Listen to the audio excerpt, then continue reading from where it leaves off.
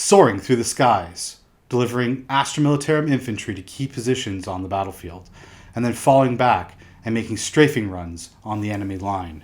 Today, we're talking about the Astra Militarum Valkyrie.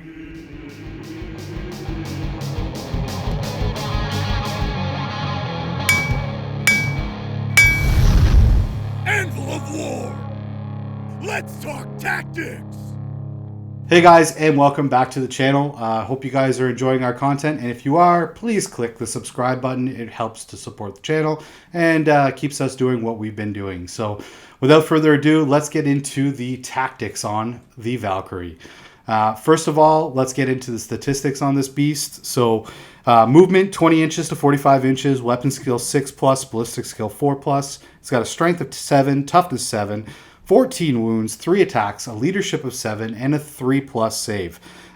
It also degrades. It does have a degrading statistic. So movement goes down to 20 to 30 inches after it's bracketed beyond half its wounds, and or at half its wounds or beyond. It also goes down to 20 inches and a ballistic skill of 6+. So 4+, 5+, 6+ for the ballistic skill, and that's in the 1 to 3 wound bracket. So when that thing's really smoking, can't hit the broadside of a barn. But that being said, there are some stratagems which we will talk about that this thing has to kind of keep it trucking and keep it doing more damage. So let's get into the weapon options for this thing. So it is equipped with a multi-laser and 2 Hellstrike missiles standard. The multi-laser is a strength 6 weapon. It's heavy 3, and it's got 0 AP and damage 1. The Hellstrike missiles have a wicked range on them. It's a little ambiguous because it does say it's equipped with Hellstrike missiles, and the option for the weapon is Hellstrike missiles with 1 shot, which means technically, although you can see 2 on the model, it's only firing 1, and this still has not yet been FAQ'd. It is a little weird because the Forge World Aeronautical Imperialis models all say that they come with 4 Hellstrike missiles, or 2, or 6 in some cases, or 8 in some cases, and it's kind of frustrating to have that. So hopefully that gets remedied in our 9th edition codex. But that being said, this thing does have some weapon options to sub out. Now, the las cannon can be, multi-laser can be replaced with a las cannon. Everybody knows what a las cannon can do. This is a great anti-vehicle, kind of vehicle hunting type of weapon, or large model hunting weapon. But it is only 1 shot. Now, it pairs well with it synergizes well with the Hellstrike missiles because of the high strength, high damage output weapons. But I don't really think that's where you want to go with this thing. I think you want to keep the multi-laser personally, just because I think it shines better as a anti-infantry sort of DACA machine.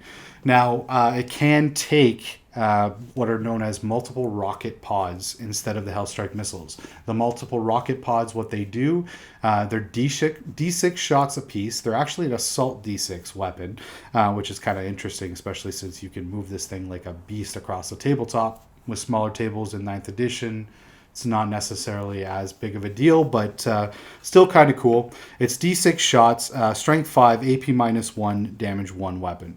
Now, synergizes really well with the other option this thing can take, which is heavy bolters. You can have 2 door gunners, or in my case, I modeled them on the front of the model, but you can take 2 heavy bolters, and with the new stat profile on the heavy bolters, these things are awesome. Strength 5, AP -1, damage 2 now. As I said, synergizes really well with the strength 5, AP -1, and the range of the rocket pods. So I think that's kind of the direction that you want to go when you're thinking about loading these things out. Don't worry about spending the extra points on the heavy bolters. Don't think of it as am I making this model cost too much? You're worth it. Take all the frills. Have fun. All right. Now, getting into the sort of special rules for this model. It comes with a plethora of rules, so much so that the unit entry on takes up a full page in the Astra Militarum Codex. But we're going to try to kind of cut this down for you guys. So Number one, it can vehicle squadron. So you can take up to 3 of these models as a single flyer choice. This is huge in 9th edition with the costs associated with taking up slots within your battalions, etc. You can now take 3 of these and take up 1 flyer choice, which frees up the other flyer choice for maybe something cooler from the Aeronautica Imperialis, like something that's going to kill things, something that's going to kill big things. Looking at you, Thunderbolt or Lightning Strike Fighter.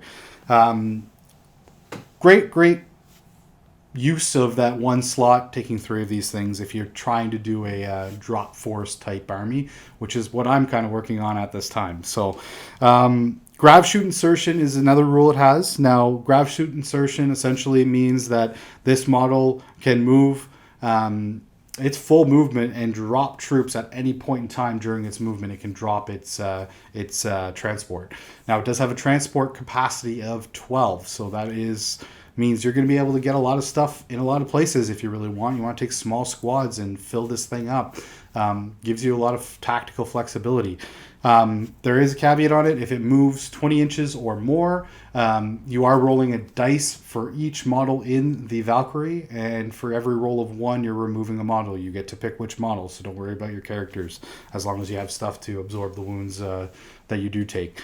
And there's also ways to circumvent that, but we'll talk about that a little bit. Yeah, Grassroot Insertion's a wicked ability. They did FAQ it so that you cannot move once you have deployed out of the Valkyrie. There was some really nasty shenanigans going on. I did it in one of our earlier battle reports against Owen. And yeah, you could drop a squad of something scary like Bulgrins or Crusaders out of the thing and drop them within 3 inches for the disembark, move another 6 inches for whatever their movement, and then make a charge. Sometimes it was like a 2-inch charge or a 3-inch charge. It just got ridiculous. So no more. They have officially said that you cannot move. I mean, you can still do some crazy shenanigans with it, but you can no longer get that extra 6 inches. So it does help in that regard. That being said, there are some other rules that come with it. So it does have the hover jet rule, which is essentially at the beginning of the movement phase, you can switch this thing from soaring through the skies to hovering. It's better for, I guess, troop insertion, although it doesn't really affect troop insertion because of Grassroot Insertion. But what it does help is it does make this thing not forced to move wherever you have to move it. You are pivoting this thing 90 inches thanks to the supersonic rule. So you're pivoting it 90 inches before you move, and then you're moving across the tabletop, and then you're dropping it somewhere. Now you can just switch it. It changes to a 20-inch flat movement. So you're not getting as far, but at the same time, 20 inches is going to take you most places on the battlefield that you want to be. And yeah, it's just kind of a nice thing. And you can also, if you change it to hover, you can stand still because it changes. Movement isn't a minimum movement anymore. You're able to just sit where you are. And this used to be big when heavy weapons got affected on vehicles for moving, but that doesn't count anymore, which is awesome. 9th edition, thank you. Valkyries, thank you. So the hover jet rule is kind of it's kind of cool. It's situational. There are some cool stratagems that we'll talk about in a sec. So it also has the roving gunship special rule. Basically, if it's hovering, it adds 1 to its hit rolls. So that is a reason that you're going to want to throw this thing into the hover mode. +1 to hit on this thing means it's going to be hitting on 3s, which is pretty solid. And I think that that's definitely something you want to do with it. Once it's kind of delivered its occupants to where they need to be, then you want to fly this thing around and start shooting some stuff. So really cool little rule. A+. It also has the airborne, as mentioned, airborne, hard to hit, supersonic. It's got the crash and burn rule. Crash and burn is explodes. You roll on a 6 after it gets reduced to 0 wounds on a 6. I think it's 6 inches and D3 mortal wounds, so that's pretty strong. Supersonic, again, has to pivot 90 inches or can pivot up to 90 inches before moving. Keeps this thing on the tabletop, although not as important on 9th edition, because 9th edition you can now fly off the table and come back on if you want to. Again, I'm not as much of a fan of this rule. I don't think it's it's good. It's not a hindrance. I just don't think that you want to be taking this thing off the table because you have to wait for the next turn before you're going to be shooting something. So that's one less turn of shooting with it. If you're really trying to hold on to it for victory points, then yeah, sure, do it.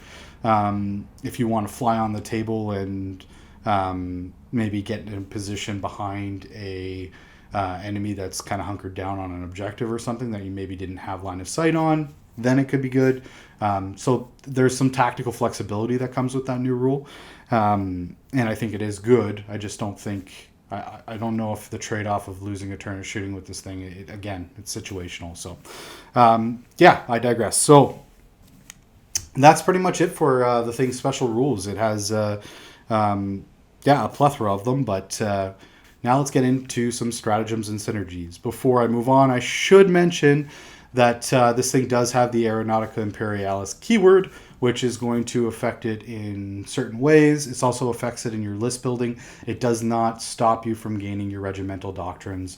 You are going to be able to retain things like your regimental doctrines and take this model in your army. So yeah, don't worry about that. For stratagems, well, from the base codex, there's definitely some situational ones. I'm not going to talk about all of them, but just key quick mentions. There's the jury rigging, which is one command point. If this thing is in hover mode or you switch into hover mode and you decide to stay absolutely still for a turn, you can regain 1 wound. This can pop you back into a bracket that maybe you want to be in to increase your shooting potential or your movement potential. Again, movement, not really a big deal because of the new board size, but yeah, still pretty cool. It also has, there's also the defensive gunners, which is 1 command point. It overwatches on 5. So if something with fly decides to try to charge your Valkyrie and you decide that this is the thing that is going to be firing overwatch this turn, spend another command point, make it hit on 5s. Pretty good. Vengeance for Cadia. I got to mention Vengeance for Cadia. This is a 1 command point, reroll hits and wounds against Chaos in the shooting phase. If you're playing against Chaos, you're going to be using this on something big that has lots of shooting potential. This might not be, the Valkyrie might not be the unit to choose for this. You're probably going to have something else a little bit more punchy that you want to be throwing this on. But if dire situation, you decide that you really need some poxwalkers or some cultists dead off of an objective, then throw that on and guarantee the job gets done.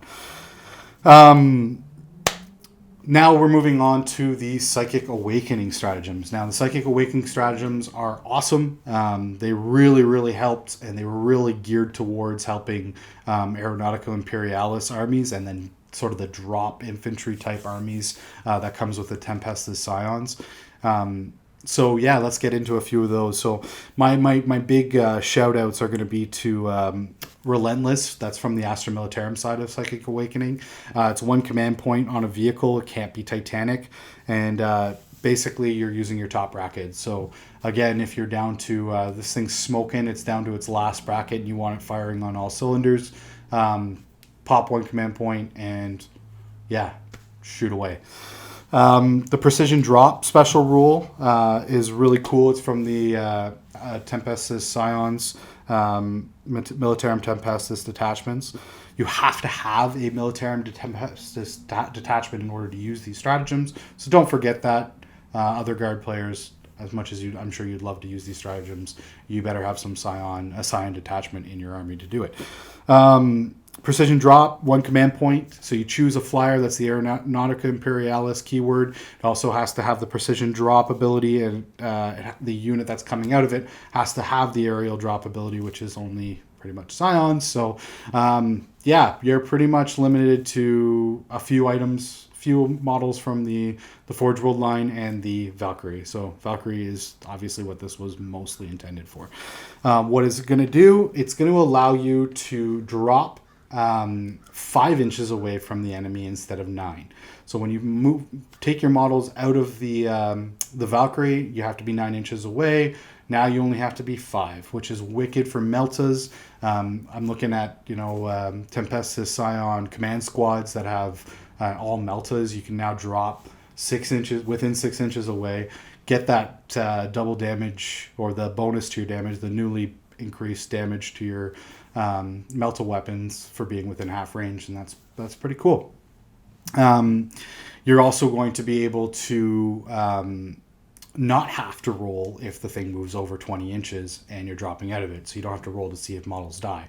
That's the second part of that stratagem, which is pretty cool and pretty clutch, and I think you're going to get a lot of really nice shenanigans with that. You're going to have a lot of guys dropping in scions right in the enemy's face, which is where they really want to be. I mean, these guys have a very short life expectancy, so make it worth it. Hit something hard and then die gloriously in the Emperor's name. Yeah, moving on from that, I mean, there's the Advanced Countermeasure Stratagem, which is 1 command point for Valkyrie, specifically for Valkyrie pre-battle. What it means is that it does not lose its hard-to-hit ability, which is the -1 to shoot at it if it hovers, which you normally would lose. So for 1 command point, you can make this thing have the ability to hover without a care. That's pretty cool, especially if you have something like 3 Bullgrins in the unit or in the model, and you want to be able to get them where they need to be. This is going to increase that ability. It's also just going to mean that you can hover around using the roving gunship, +1 to your hits, and hit on 3s pretty much all game and not have a care in the world. Yeah, and that's pretty much it, I'm going to say, for as far as the stratagems are concerned.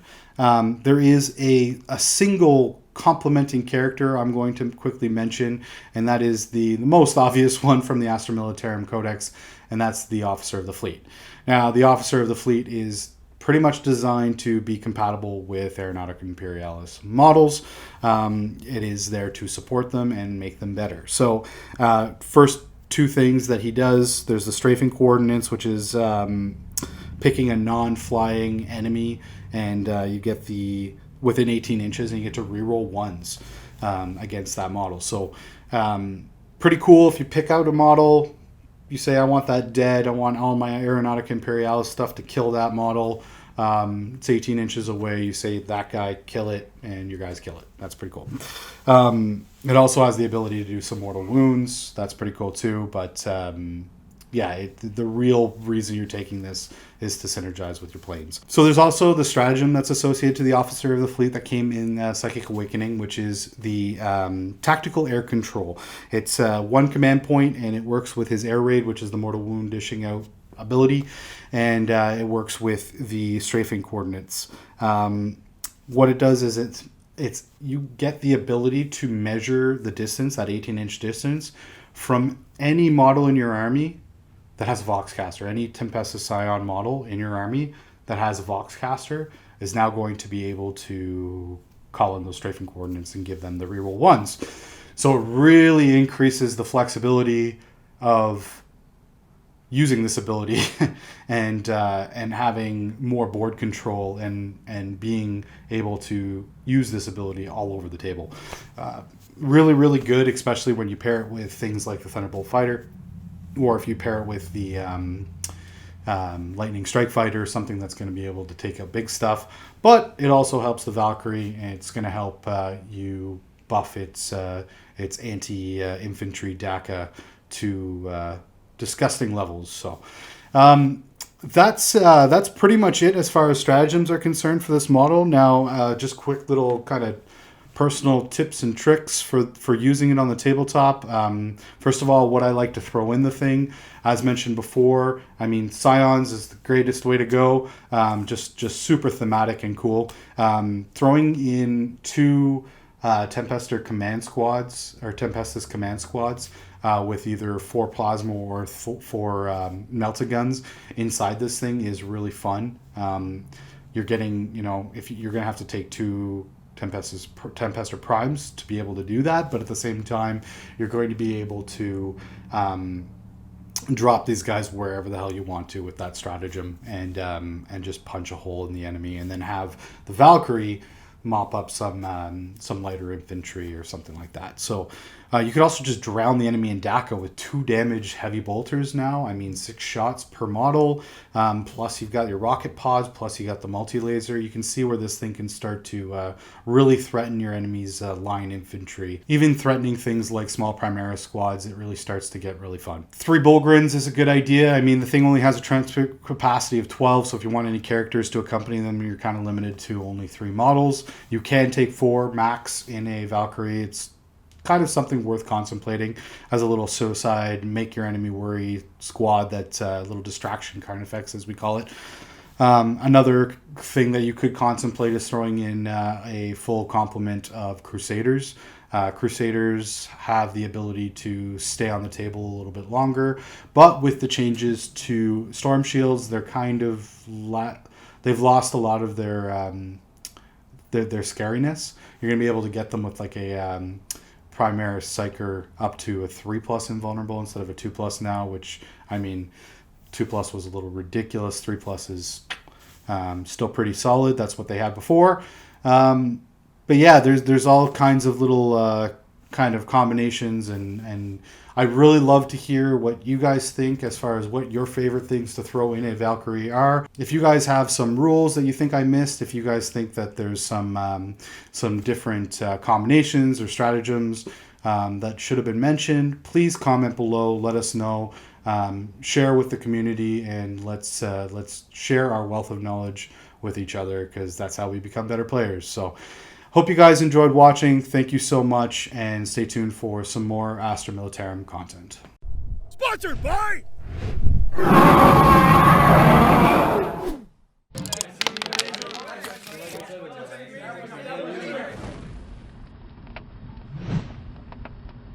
Thank you so much for watching the video, guys. We hope you enjoyed.